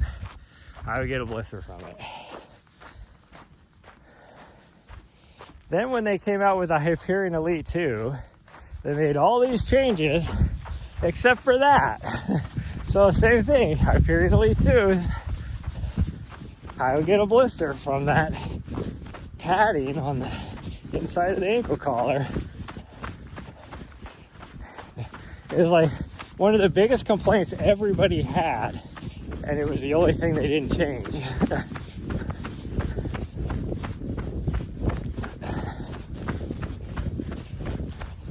So I could wear those shoes and run a marathon in them, but I have to put some sort of like I could just put like a strip of athletic tape on my heel and be fine. I usually just cut a square of like KT tape, just because I don't ever have athletic tape, but I always have KT tape, and just put that on there and I'm fine. But if I don't put that on there, like 2 miles in, I'll have a blister. And then the only other shoe I ever get a blister on necessarily is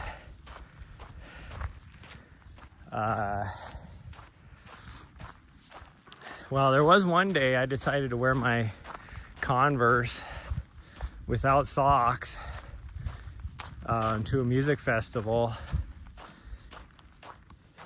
in the heat of the summer. And I ended up, by the end of the day, I had some pretty nasty blisters there. But for like running shoes and stuff, what version do I have? Caldera 6s, I want to say. I haven't seen my dog. Oh, there she is. Okay, I see her. I see her moving in the bushes. I think it's the Caldera 6. Like, I had the 3 and I had the 4.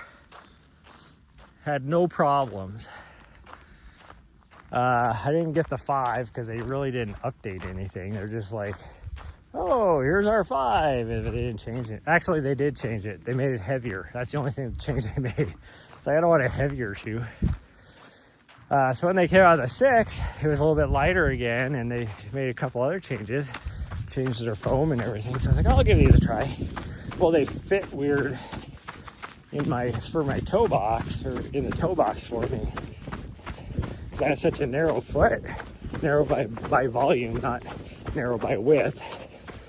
And so there's always extra material on everything.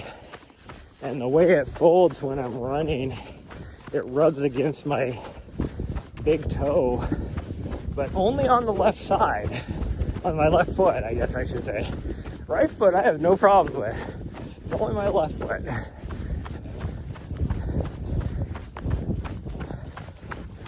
And after about 20 miles in those, I'll start getting a blister on the top of my right big toe.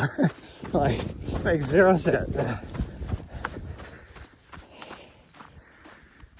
Looks like a cow came through here last night. That's a Bathers Fishery Store. Fleet Feet. Oh, nice. I like Fleet Feet. They're a good running store. Your feet are narrow also, yeah.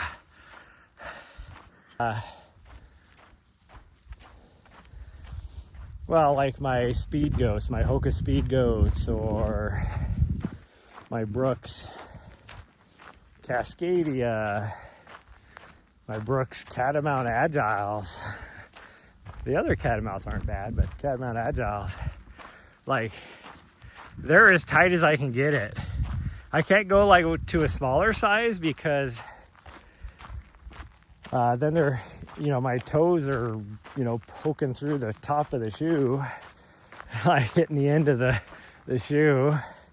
I can't go to a narrow because, like I said, I have narrow by volume, not narrow by width. So, like, those laces are as tight as they can get. Like, they're touching each other as tight as I can get. And they're still a little bit loose. But these normals fit me really well. I love them.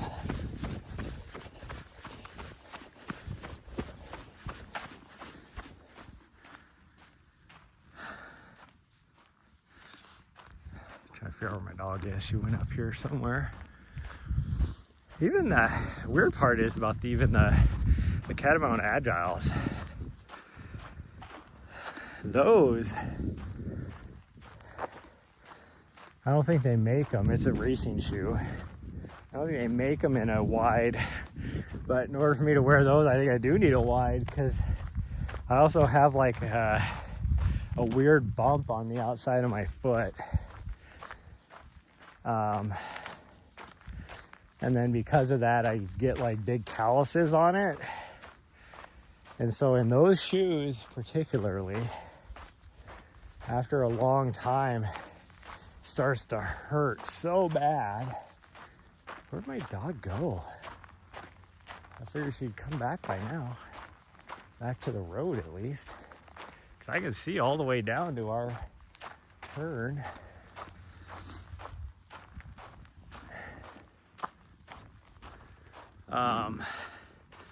But it's like so painful that I can't wear them but more than like a couple hours. You didn't realize how many different types there are? Oh yeah, it's a huge market space now. Like some of my favorites. Oh, there she is. She's finally coming back.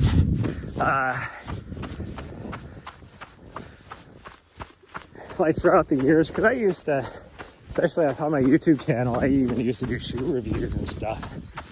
And back then I was mostly a road runner. And like there were some shoes I really like. I still have them, like the Saucony Endorphin Pros. I have the very first one of those. I love them. The Speed, I think I have the Speed 2s. Might be the Speed 3s. I love those shoes. In fact, I'm probably going to use them during my race coming up. And instead of a carbon fiber plate, those have a she's peeing, but it looked like she was just sitting there waiting for me to come down the road. They have like some sort of like rigid like plastic plate or something, or nylon. Is it a nylon or fiberglass? I think something like that. Plate in them. I love those shoes. I used to love the.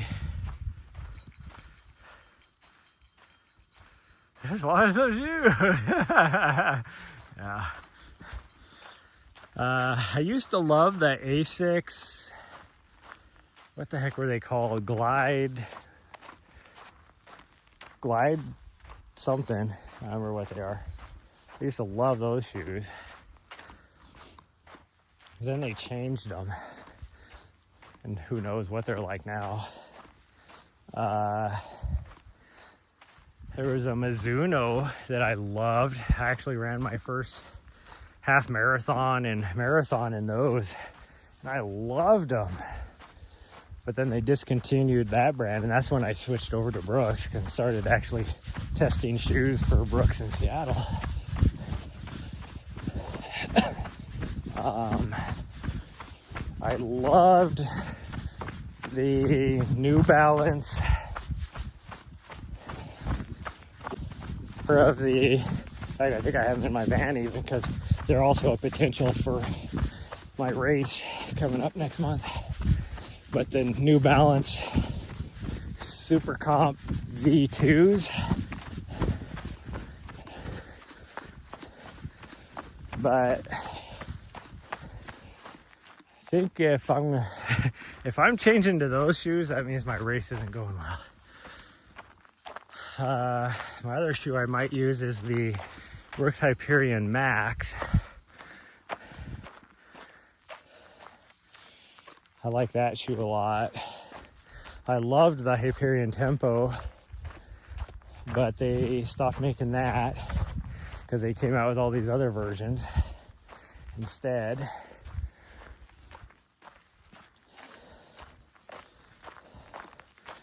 I really want to check out the Hyperion Max 2 that they have out now.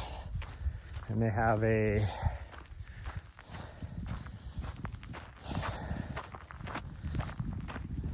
Catamount 4 out now too. That's a trail shoe, but I want to try that out too.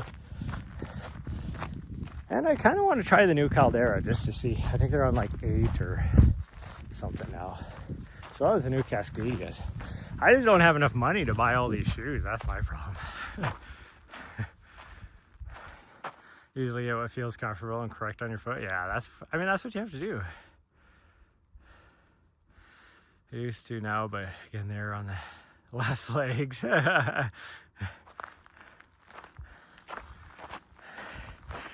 So here's what I did. And that's why I don't usually try a lot of the newer versions, like the New Balance Rebel V3s that I have. When I bought my first pair of that and tried them out and was like, I love this shoe.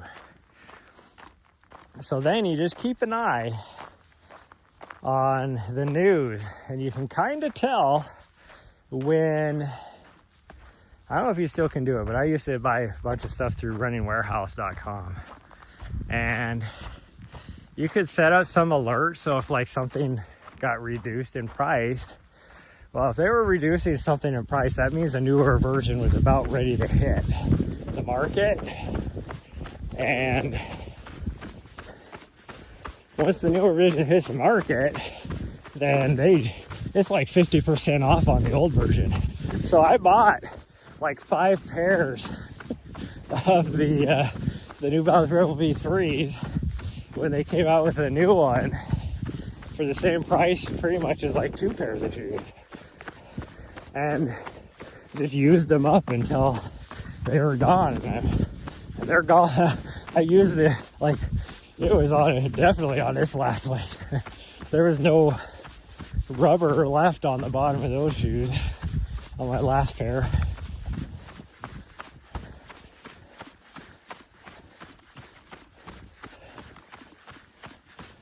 Like it had actually worn through the rubber into the midsole.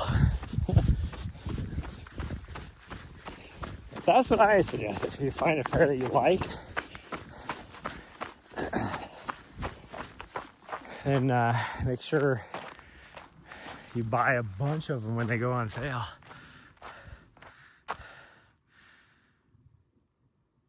Exactly, you don't need new.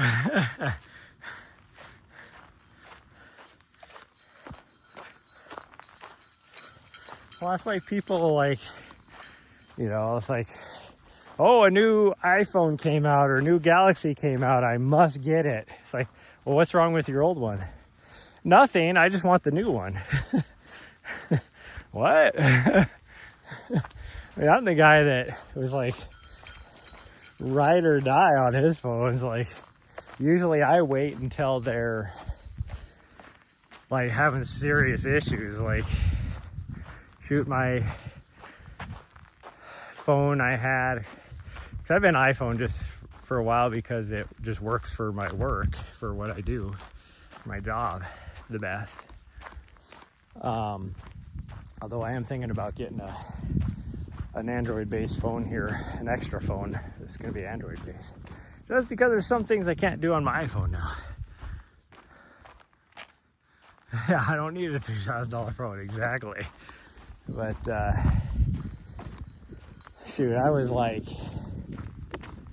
I think I had the iPhone 7, and then when I was living in DC,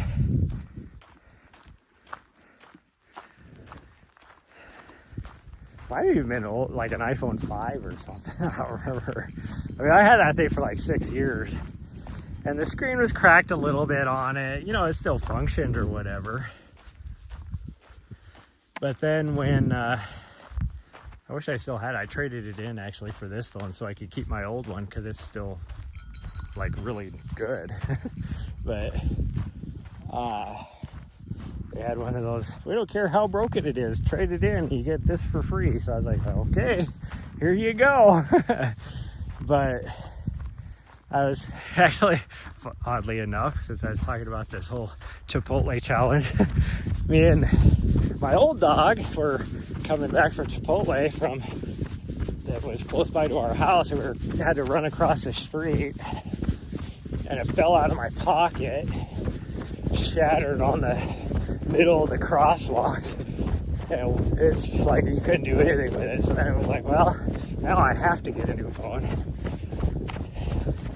And that one was like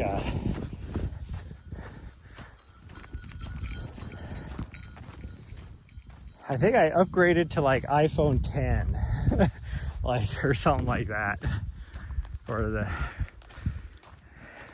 no, yeah, I think I did, because I think, no, it might have been like iPhone 12, whatever they had to, like, well, I guess 3 years ago now. That's what I would update it to.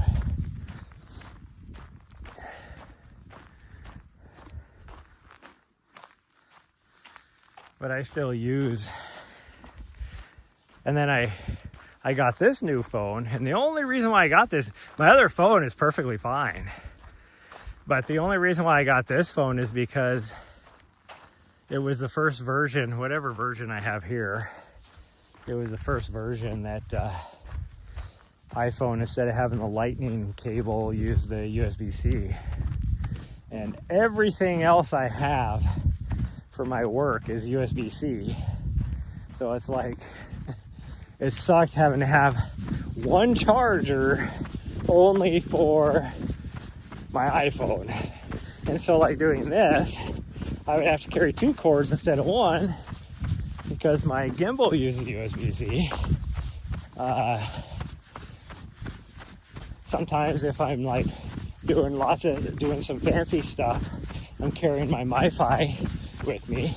That uses USB-C. So it's like, everything I had was USB-C. So it's like, when they had that deal where I could just trade in my completely smashed up phone to, because I couldn't trade it in when I got the other phone because it was so smashed, they weren't going to give me anything for it. So I was like, well, I'll just keep it. Like maybe get the screen replaced on it somewhere. You know, if I go over to Europe or something where you can get it done really super cheap.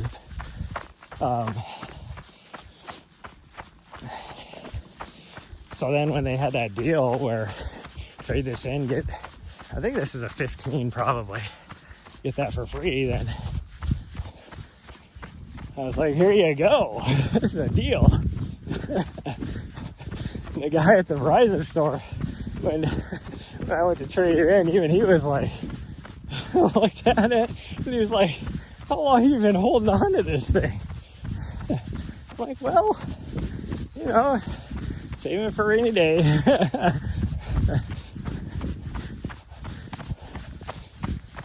But their rules were rules.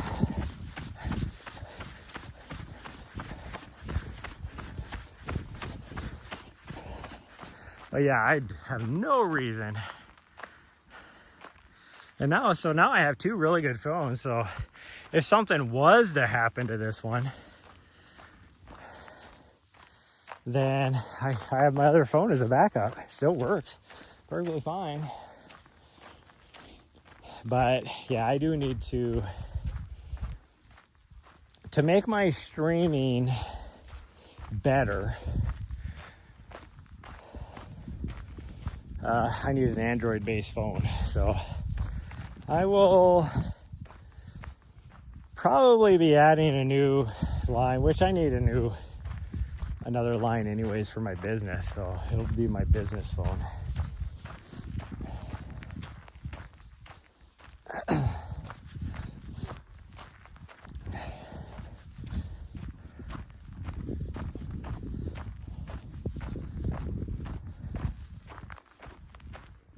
We only got like a quarter mile to go, but it's like easy to run to. But we're leaving here, so I want to soak it in. I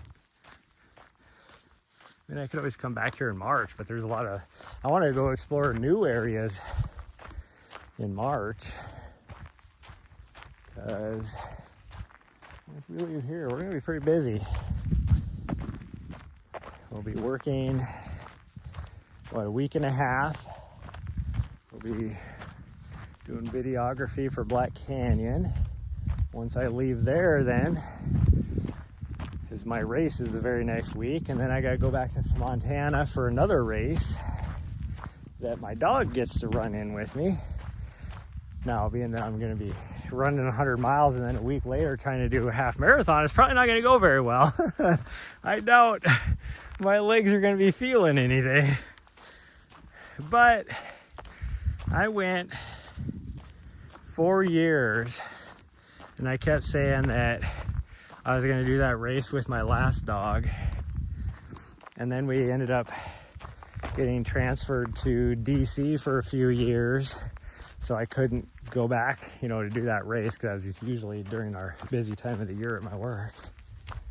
And then I had us signed up to do it that very next year, and she ended up passing away like a month and a half before that. So I was never able to do it with her.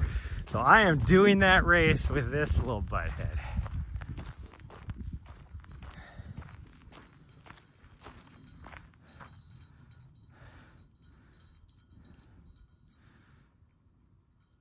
Usually wait for a deal, don't do social media, TikTok and all. As long as I can call and text, you're good. Yeah, it's crazy.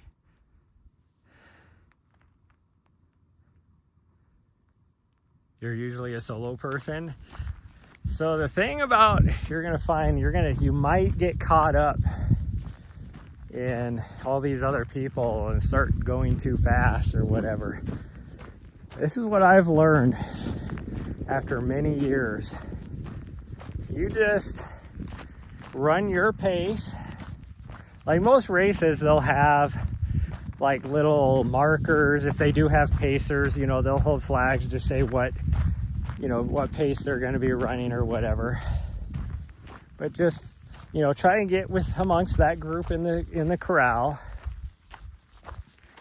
But even if you're a little bit too fast or whatever, up with the faster people, just do your pace. People will pass you, and eventually you're going to slow down. Well, you're not really going to slow down, but you're going to find that all of a sudden the people that are around you, those are your people. They're the ones doing the same pace as you, and you can use that to motivate you to keep going. A lot of times you can even meet some good friends that way, like just talking to people or whatever.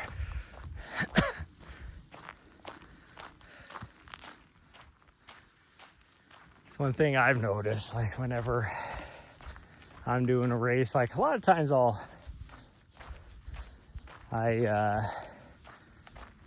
depending on what my goal is for that race. Well, let's just take like the cross-country USATF cross-country nationals that I went to a few weeks ago.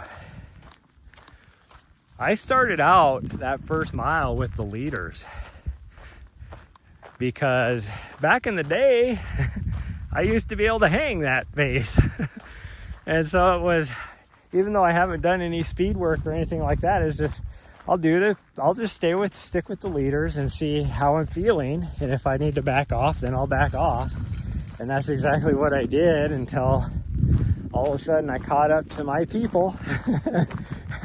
And I even said that out loud. I'm like, here's my people. And the guy looked at me like, the hell are you talking about? And I was like, this is the pace I wanted to be at, so.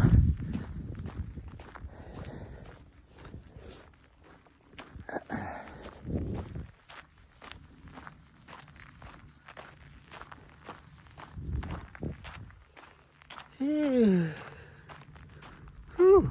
Kind of sleepies. Kind of sleepies. Okay, let's, what is this cord all wrapped around crazy like, there's my dog. You're just awkward. No, everybody's awkward. Awkward. I remember what that was from. Somebody I know, that's how they used to say awkward all the time, was awkward.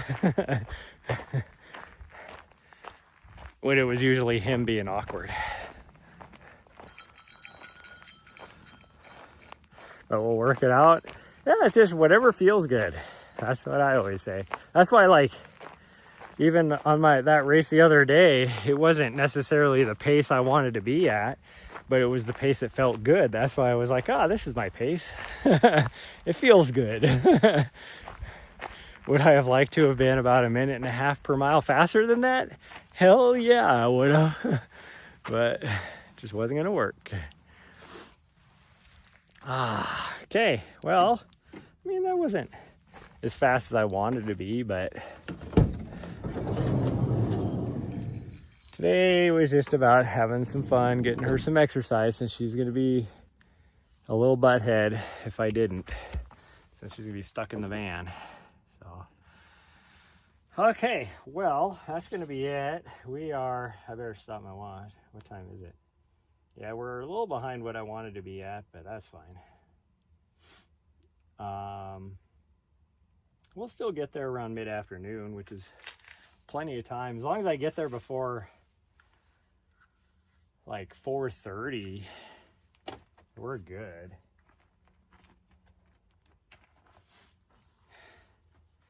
I would prefer to be there by 2. If I get there by 2, which I should have no problem, then if I can't find a campsite, we can still push the extra 2 hours up to Black Canyon, okay?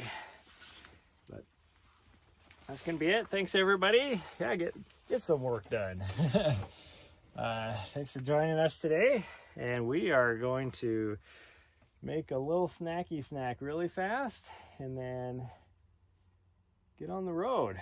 We're gonna go fuel up first at the town down the road and then take off the 2-hour drive. So bye everyone. I might see you guys tonight if we find a campsite, because she's gonna have to do something once we get there, but we'll see. So bye everyone, love y'all, and I'll see you guys next time.